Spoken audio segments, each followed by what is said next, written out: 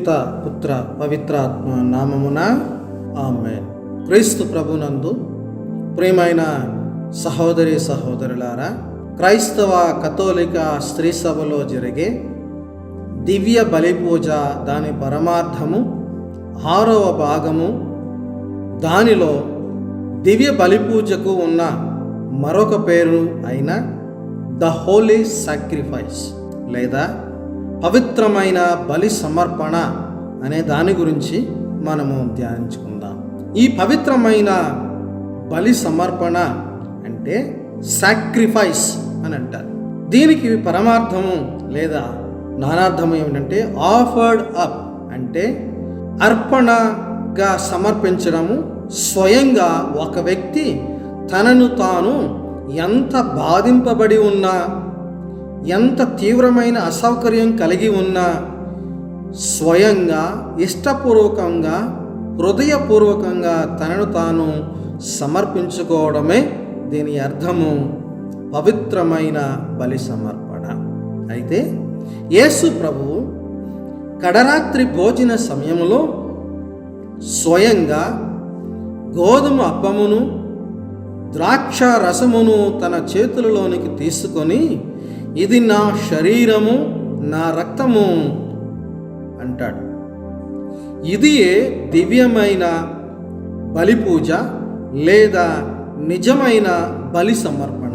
ఈ మాటలు తన మరణం తర్వాత మానవాళి రక్షణ చరిత్రలో ఒక మైలురాయిగా మిగలబోతూ ఉందని ఒక చిహ్నంగా, సంకేతకంగా చూపిస్తూ ఉన్నాడు. కడరాత్రి భోజనం తాను చేయడానికి ముందు తన ప్రాణం రక్త బలిని ఎంత క్రూరంగా ఉండబోతుందో అని ముందుగా తన శిష్యులకు చూపిస్తాడు లేదా ప్రస్తావిస్తాడు. అందుకే శ్రీసభ బైబిల్ చెప్పిందే ప్రతిపాదిస్తూ ఉంది. దానిని మనము హెబ్రీయులకు రాసిన లేఖ 9వ అధ్యాయము 12వ వచనంలో ఈ విధంగా చదువుకుంటూ ఉంటాం. క్రీస్తు ఈ గుడారమున ప్రవేశించి అతి పవిత్ర స్థలము శాశ్వతముగా చేరినప్పుడు బలిని అర్పించుటకు మేకల దూడల రక్తమును తీసుకొని పోలేదు, కానీ తన రక్తముననే తీసుకొని పోయి మనకు శాశ్వత రక్షణమును సంపాదించెను. కనుక ప్రియమైన సహోదరి సహోదరులారా, ఈ చారిత్రాత్మకమైన లేదా పవిత్రమైన శిలువ బలి ఒకే ఒక్కసారి జరిగింది, ఒక్కసారి మాత్రమే చోటు చేసుకుంది. కానీ మనము దానిని ప్రతిరోజు ధ్యానించుకుంటూ ఉన్నాం. ధ్యానించుకునేది కూడా ఆ చారిత్రాత్మకమైన బలినే, సంఘటనను మనం చేసుకుంటూ ఉన్నాం. దివ్య బలి పూజలో మరొక చోట గురువు, యాజకుడు గోధుమ రొట్టెను ద్రాక్షారసమును సమర్పించేటప్పుడు విశ్వాసులను ఈ విధంగా ఆహ్వానిస్తాడు. సహోదరి సహోదరులారా, నేనును మీరును అర్పించుచున్న ఈ బలి సర్వశక్తి గల సర్వేశ్వరునికి ప్రీతికరమైనట్లుగా ప్రార్థించండి అనేటటువంటి మాటలు ఉపయోగిస్తాడు. ఈ మాటలు పునీత పౌలు రోమా పౌరులకు రాసిన లేఖ 12వ అధ్యాయము 1వ వచనము నుండి తీసుకోబడింది. సహోదరి సహోదరులారా, పరిశుద్ధము దేవునికి ప్రీతికరమైన సజీవ యాగముగా మీరు మీ శరీరములను ఆయనకు సమర్పించుడని దేవుని కనికరమును బట్టి మిమ్ము బ్రతిమాలుకొనుచున్నాను. దివ్య సప్రసాదమా బలి ఒక నిజమైన త్యాగ బలి. సమస్త మానవాళి రక్షణార్థమై సమర్పించబడిన శిలువ త్యాగ బలి. ఇది ఒక్కసారి మాత్రమే చేయబడింది. ఈ దివ్య బలి పూజ యేసుక్రీస్తు యొక్క జ్ఞాపకపు శిలువ రక్షణ బలిగా ఎలా తయారవుతూ ఉంది అని అంటే, దివ్య బలి పూజ జ్ఞాపకార్థపు బలి. యేసుక్రీస్తు మానవాళి రక్షణార్థం తాను కడరాత్రి భోజన సమయంలో ఒక చిహ్నంగా మనందరి తరపున తండ్రికి శిలువ మీద తనను బలిగా సమర్పించుకోబోతూ ఉన్నాడని మనకు నిరూపిస్తూ ఉన్నాడు.